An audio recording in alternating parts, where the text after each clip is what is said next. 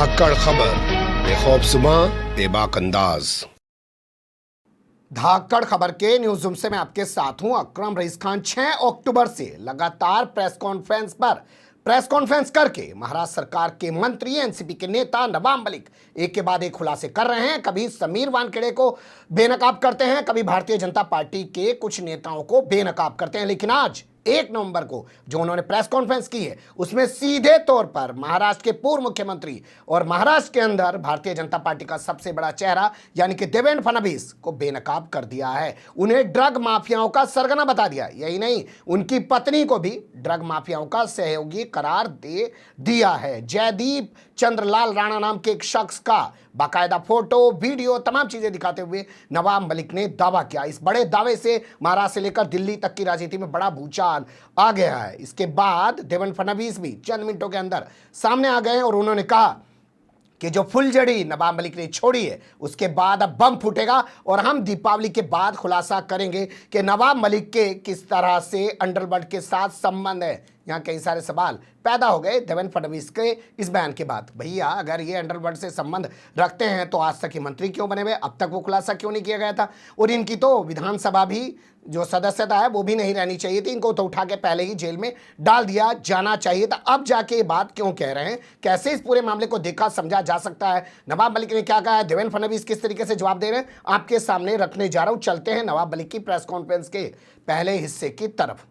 जयदीप चंद्रलाल राणा नाम के एक शख्स को ड्रग माफिया बताते हुए नवाब मलिक ने दावा किया कि वो इन दिनों गुजरात की जेल में बंद है। दिल्ली के एक मामले में एनसीबी को कोर्ट के अंदर उसको पेश करना था और दिल्ली की कोर्ट में जो एनडीपीएस कोर्ट है वहां पे एनसीबी ने बाकायदा रिपोर्ट दी है कि ये जेल में बंद है गुजरात की। और ये जो जयदीप चंद्रलाल राणा है इसके साथ अमृता फडणवीस यानी कि देवेंद्र फडणवीस की पत्नी की तस्वीरें हैं, वीडियो हैं। देवेंद्र फडणवीस की तस्वीरें हैं और उनकी पत्नी की भी साथ में तस्वीरें और वीडियो हैं। एक जगह नहीं, कई जगह उन्होंने तस्वीरें होने का दावा किया और बाकायदा उन्होंने तस्वीरें दिखाई दी। उनका कहना है कि देवेंद्र फडणवीस की पत्नी ने एक गाना भी तैयार किया है जिसमें वो भूमिका भी निभा रही है गाने की, और इसके अलावा उसमें देवेंद्र फडणवीस भी दिखाई दे रहे हैं। उसको फंडिंग असल में किया है जयदीप चंद्रलाल राणा ने। तो उन्होंने एक के बाद एक सीधे तौर पर अब जिम्मेदार ठहरा दिया है। यह भी सवाल उठाया है कि गणपति दर्शन के दौरान जो तस्वीरें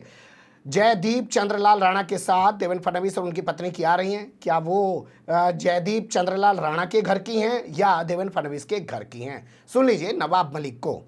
साथियों, और एक विषय बहुत गंभीर है। पिछले 9 महीने से जब से हमारे दामाद को नाजायज तरीके से फंसाया गया, 8.5 महीना जेल में रहकर आया और 12 अक्टूबर को कोर्ट के आदेश में स्पष्ट हो गया कि धाराएं गलत तरीके से लगाई गई और हम उसको लेके हाई कोर्ट में मामला निरस्त करने के लिए जाएंगे। आगे कानूनी लड़ाई है वो लड़ेंगे। लेकिन पिछले लगभग 10 महीने से भारतीय जनता पार्टी के सभी नेता नवाब मलिक ड्रग के कारोबार से जुड़ा हुआ है, उनका दामाद जेल में है और कोई ऐसा नेता नहीं था जिसने इस तरह के बयान नहीं दिए। लेकिन बहुत सारे नेता ऐसे हैं महाराष्ट्र में भारतीय जनता पार्टी के जिनका ड्रग के कारोबारियों से घनिष्ठ रिश्ते हैं। आज सभी नामों की चर्चा नहीं होगी, लेकिन मैं आपको बता दूं कि एक व्यक्ति है जयदीप राणा। मैंने अपने ट्विटर पे उसका फोटो डाला है और आज मुंबई तक जो इंडिया टुडे ग्रुप का एक मराठी का वेब चैनल है उस पे भी खबर आई है। एक वर्मा नाम के व्यक्ति ने सारी जानकारी उसमें रखी है। हम बताना चाहते हैं देश को कि जयदीप राणा जेल में बंद है। जो दिल्ली का केस है 8/40 DZU 2020 का, मेरी जानकारी है कि एक सुनवाई में उसे कोर्ट में हाजिर नहीं किया गया, जिसमें दिल्ली के एनसीबी के जोनल यूनिट ने कहा कि वो जेल में है और जानकारी ऐसी है कि वे साबरमती जेल में हैं। ड्रग ट्रैफिकिंग के केस में गिरफ्तारी हुई है, लेकिन उनके रिश्ते महाराष्ट्र के पूर्व मुख्यमंत्री श्री देवेंद्र फडणवीस जी से भी हैं। आपको बता दें कि महाराष्ट्र में जब वे मुख्यमंत्री थे, मुख्यमंत्री रहते समय उनकी पत्नी ने एक रिवर सॉन्ग चल चल मूवी मुंबई नदी संरक्षण अभियान के नाम से एक रिवर सॉन्ग बनाया था। उसमें सोनू निगम जी ने गाना गाया था और देवेंद्र जी की पत्नी ने भी गाना गाया था। उसमें देवेंद्र फडणवीस जी ने भी अभिनय किया था और साथ में मुंगंटीवार जी ने भी अभिनय किया था। मैं थोड़ा आपको दिखा देता हूं और बाद में आपसे शेयर कर लूँगा।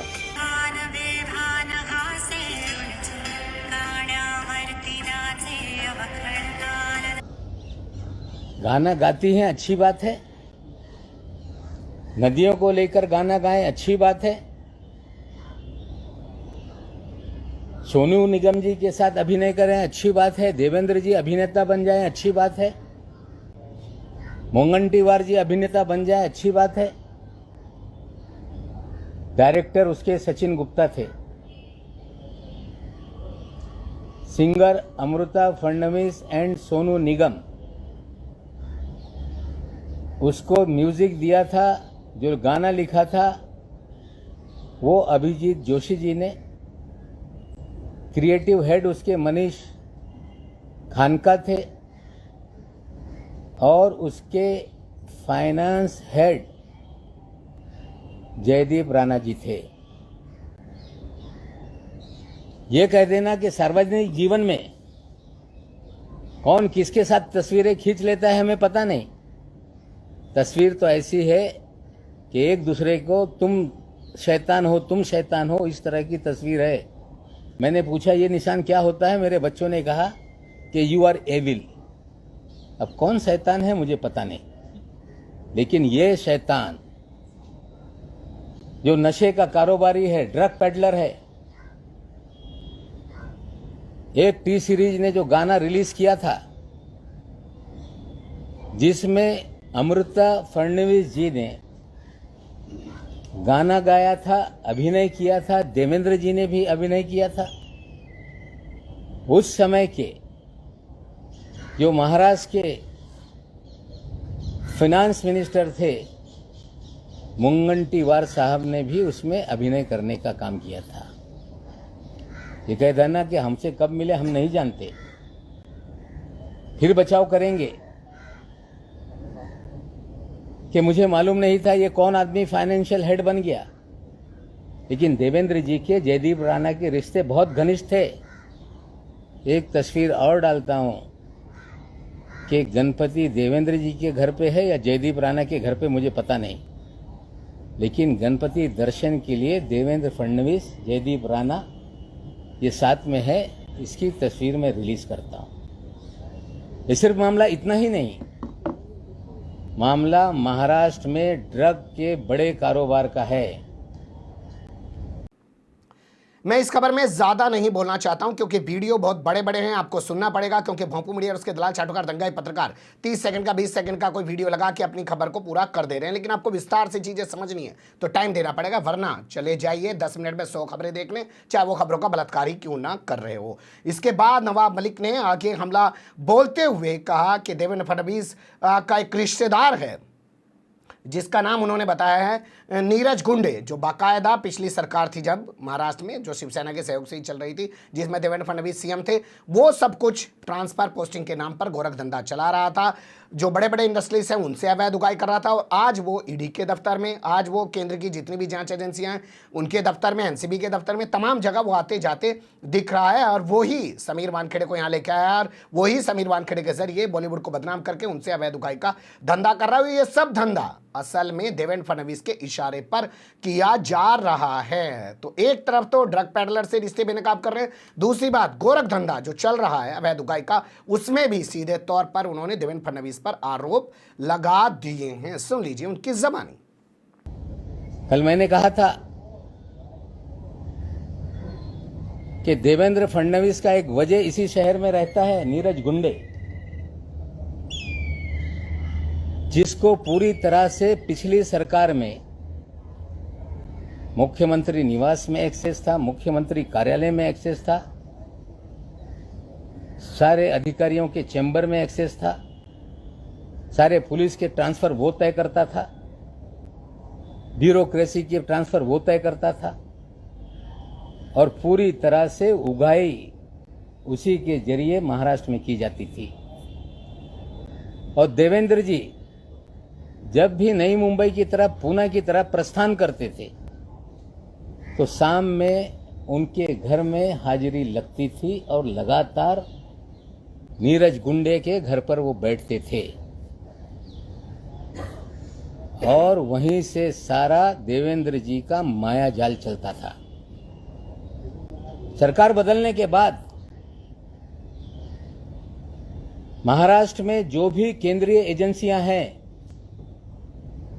चाहे ईडी हो, चाहे सीबीआई हो, चाहे इनकम टैक्स हो, चाहे एनसीबी हो, यही देवेंद्र जी का वाजे सारे कार्यालयों में फिरता नजर आ रहा है।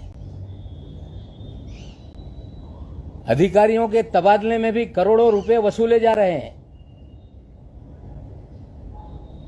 समीर दाऊद वानखेड़े, जो पिछले 14 साल में इस शहर में लगातार अलग अलग विभाग में काम करता है, उसके भी तबादला करने के पीछे महाराष्ट्र के पूर्व मुख्यमंत्री देवेंद्र फडणवीस हैं। और उसे लाया इसीलिए गया कि आप पब्लिसिटी करके नाजायज लोगों को फंसाया जाए और ड्रग का खेल इस मुंबई और गोवा में चलता रहे, इसलिए समीर वानखेड़े को लाया गया।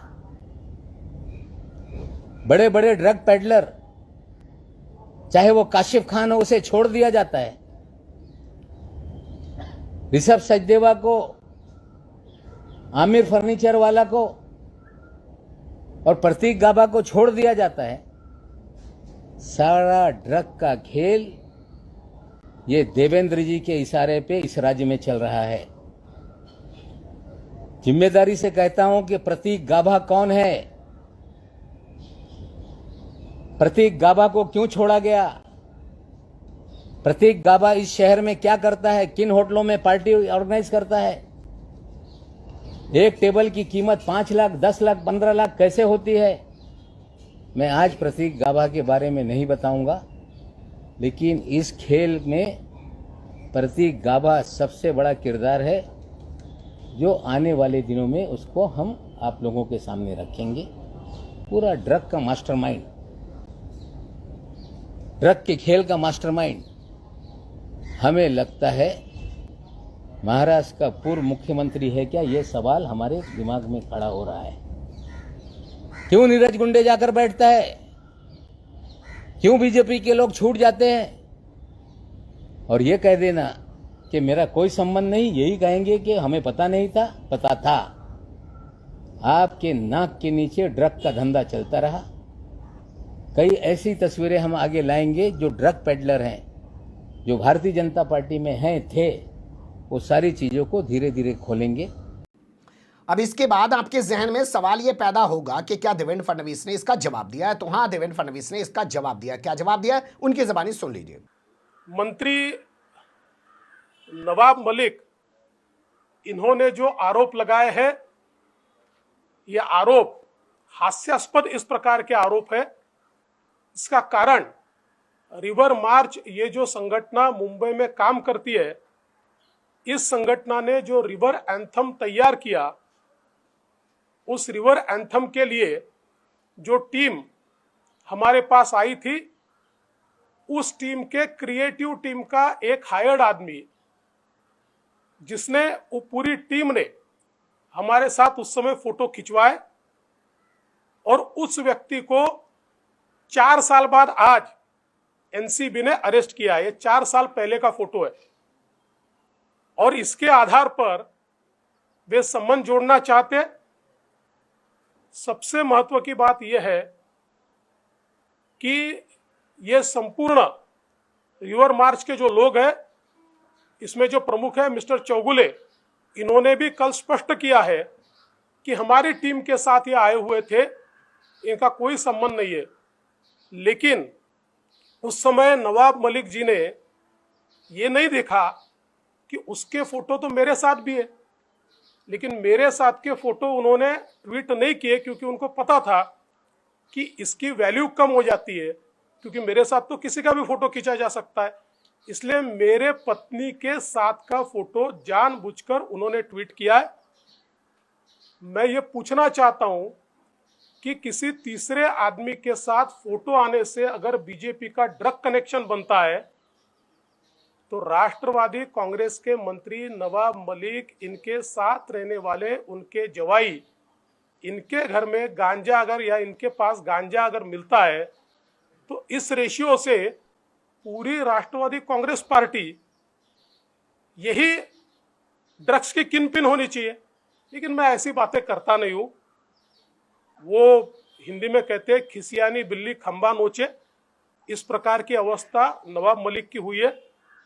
लेकिन मैं इतना ही कहना चाहता हूं, अब उन्होंने एक फुलझड़ी जलाई है, तो बम तो फूटेगा, और दिवाली के बाद फूटेगा, और दिवाली के बाद नवाब मलिक, इनके अंडरवर्ल्ड के साथ क्या संबंध है, इसके सबूत मैं आपको भी दूंगा, और राष्ट्रवादी कांग्रेस पार्टी के जो अध्यक्ष है श्री शरद पवार जी, इनको भी मैं वो सबूत दूंगा।